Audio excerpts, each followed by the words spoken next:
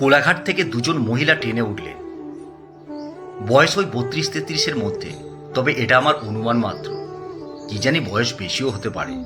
Train ফাঁকা মানে সিটও ফাঁকা। তবুও দৌড়াদৌড়ি শুরু করলেন মিউজিক্যাল চেয়ার খেলার মতো, কি আগে বসবে সেই ভঙ্গিতে।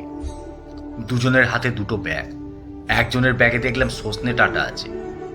আমার সামনে এসে সুট টেনে বললেন, কাকু একটু সরে বসুন না। আমি তো অবাক।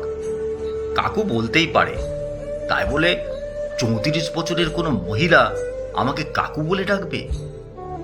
ব্যাপারটা বড্ড হাস্যকর।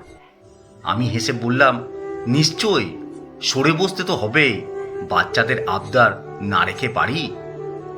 আমি জানালার ধারে সরে বসতেই দুজনে বসলো, আর বসেই গল্প চলল। গল্পের বিষয় শাশুড়ি।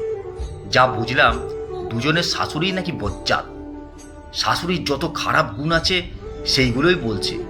একজন বলল, আর বলো না, 64 বছর বয়স, এখনো 4খানা রুটি, 1 বাটি ডাল আর 1 বাটি তরকারি খায় রাতে।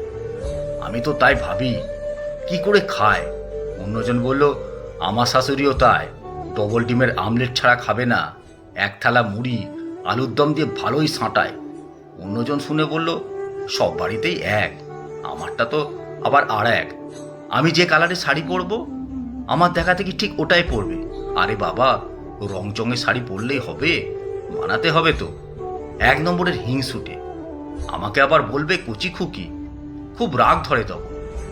হঠাৎ করে আমার চোখ গেল আমার সিটের সামনে বসা এক মধ্যবয়স্কা মহিলার দিকে।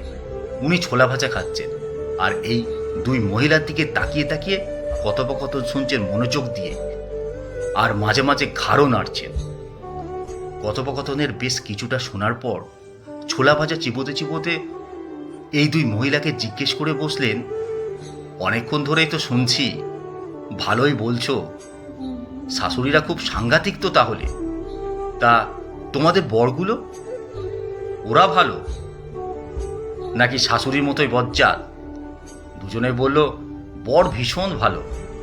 একজন বলল, আমার বর তো সব কথাই শোনে, আমার যা বলবে তাই করে, ওর মতো ভালো ছেলেই হয় না। এই মহিলা এবার ব্যঙ্গের সুরে বললেন,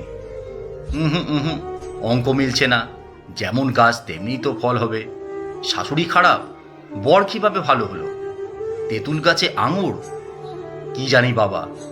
একটা কথা জিজ্ঞেস করব, কিছু মনে করবে না তো? তোমরা আর কিবা মনে করবে, তোমরা তো আমার নাতনিরই বয়সী, বাচ্চা মেয়ে তোমরা। আচ্ছা, শাশুড়ি তো নিন্দে করলে এতক্ষণ, তা তোমরা নিজেরা কেমন, ভালো না খারাপ? মধ্যবয়স্কা মহিলার এই চিবিয়ে চিবিয়ে কথা বলাগুলো শুনে আমি তখন মনে মনে দারুণ হাসছি। কি উত্তর দেয় সেটাই তখন দেখার। এদিকে এমন কঠিন প্রশ্ন শুনে দুজনেই চুপ। মধ্যবয়স্কা মহিলার কথাতে পাত্তা না দিয়ে দুজনের মধ্যে থেকে একজন বলে উঠল, চলো গো, নামতে হবে আমাদের, স্টেশন এসে গেছে। সিট থেকে উঠে গিয়ে তখন গেটের সামনে দাঁড়ালো। আর যায় কোথা।